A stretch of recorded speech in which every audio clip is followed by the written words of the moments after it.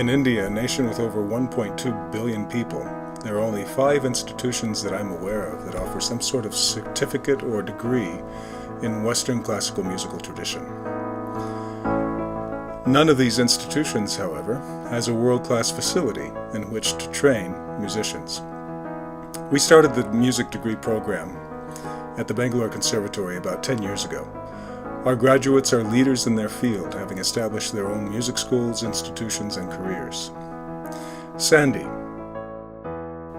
established Harmony School of Music in 2008, currently training roughly 400 students a week. After graduation, she was accepted to Northwestern University's Masters in Music Education degree program. Students at Sandy's schools have won international singing competitions and performed at Carnegie Hall, New York City. Some are pursuing music degrees in the United States and Singapore. Adarsh graduated and was accepted to Berklee School of Music for a master's degree in percussion and ethnomusicology. He played drums on the Grammy Award-nominated album Refresh in 2015. The accomplishments of the Bangalore Conservatory's graduates speak for themselves. The problem is, as an institution, BC cannot offer the kinds of facilities that mark all world-class music training programs. Currently, all classes at the BC degree program take place in a 1,500 square foot facility, mostly in the basement on the campus of another college.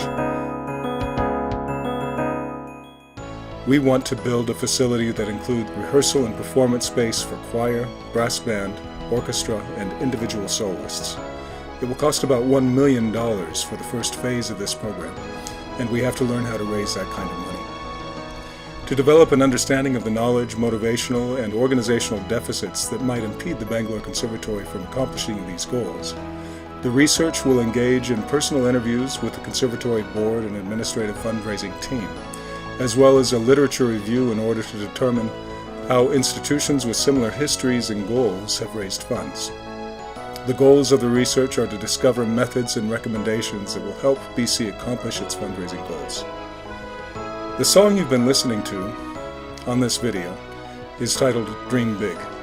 It was written by one of our BC students whose name is Johan. He graduated in February with a degree in music education and is now on our faculty. In the following 3 sections, we'll talk about the literature review, knowledge, motivation, and organizational elements, and the methodological approaches of this research. First, the literature review. BC's mission is building people to build a better world through music. We need equivalency with the National Association of Schools of Music in order to maintain our right to exist as a degree-granting institution. And NASM requires that we have facilities that meet strict acoustic guidelines. Of the $1 million required for this project, BC has saved $30,000. The performance gap is more than 95%. The findings of the literature review can be summarized as follows. Private colleges typically rely heavily on fundraising for construction projects, student scholarships, and operational budgets. Alumni are a great source of income for many established colleges. Corporate collaborations form one fundraising solution to the dwindling government support, often involving developing vocational training programs. And most colleges that are effective at fundraising have fully staffed development departments, including a grants office and a foundation, with the consistent active support of the President's office. There are problems with attempting to apply these solutions to the BC context. The Bangalore Conservatory does not have the financial resources to staff and create a dedicated department. BC does not have a large pool of alumni to draw from. BC lacks government support of any kind, and in India, the likelihood of attaining government funding for our college is very low. In addition to this, we wish to avoid the entanglements that come along with accepting government funds. BC lacks the vocational connection that makes such funds attractive to corporations, and India does not follow the foundation paradigm. The only element that seems to apply to BC's situation is that the CEO, the president, that's me, must be directly and heavily involved in investigating further on that below. Clearly, BC requires an innovative approach if it is to achieve its stated mission and goals. By May 2019, the Bangalore Conservatory will raise at least 50% of its $1 million required to build the new facilities. If the administration is able to accomplish this midterm goal of $500,000 within 2 years, the ultimate goal of raising $1 million in 4 years is likely to be accomplished. The primary stakeholders at the Bangalore Conservatory include the students and their families, faculty and administrators, including the full-time faculty, especially the staff and the board members. The stakeholders that are the focus of this study are just the administration and full-time faculty and the board members. That's a total of 10 people. The purpose of this project is to conduct a needs analysis in the areas of knowledge, motivation, and organizational resources necessary to reach the organizational performance goal. As such, the questions that guide this study are: what are the knowledge, motivation, and organizational needs necessary for the Bangalore Conservatory to raise $1 million? What are the recommended knowledge, motivation, and organizational solutions to those needs? The conceptual and methodological framework are described in the following 2 sections. First, the most change initiatives.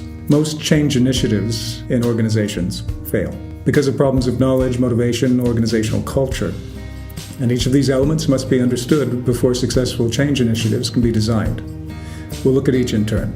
First, the knowledge influences. If BC can gain the requisite knowledge through study and research, literature, and other forms of learning, the likelihood of attaining their fund's goal is immediately increased.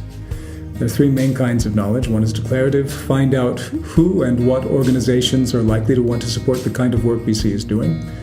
Procedural would include learning the process of application for grants and donations from foundations and individual donors, and learn from organizations that have similar goals how they have raised their funds.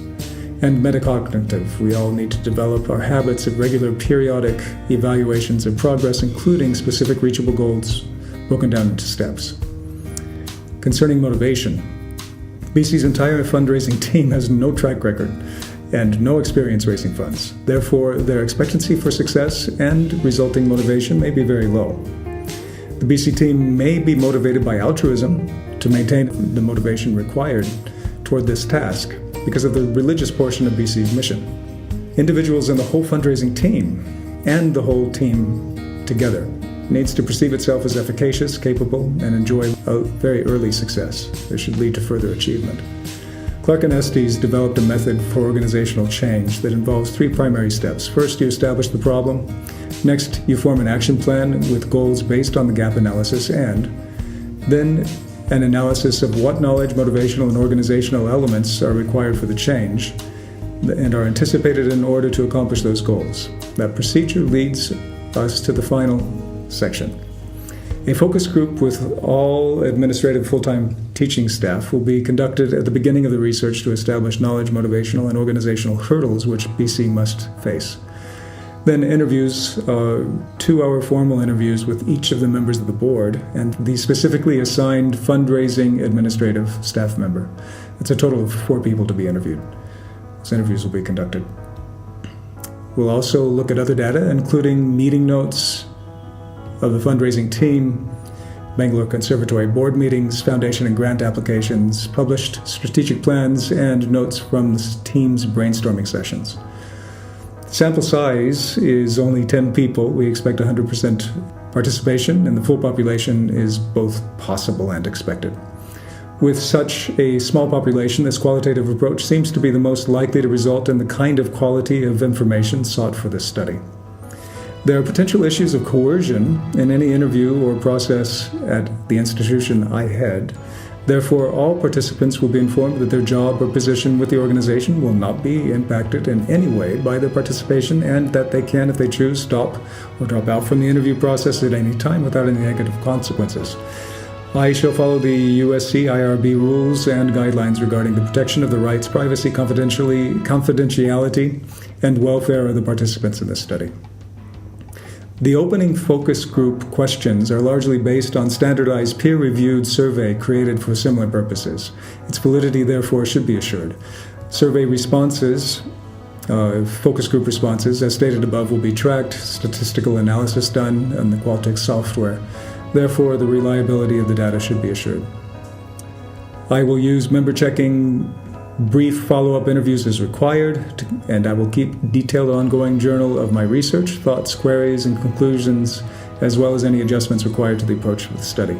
To provide context, a detailed description of the setting shall be included. In addition to the surveys and personal interviews, observations will be conducted on the administrative team during strategy sessions and the board at quarterly and annual meetings as a means of triangulating the data. Any data that seems to contradict my conclusions will be included in the narrative description of the study. And one final comment, you might notice that my background is a bit different than it was for the previous part. We have moved into a new facility. This is hopefully a temporary facility that will last for about the next 2 to 3 years where we do the fundraising for the new building. But where we are is now 4,000 square feet, at more than doubling the amount of space that we have for our school. So thank you very much for your time, and thank you for serving on this committee. I'm very grateful.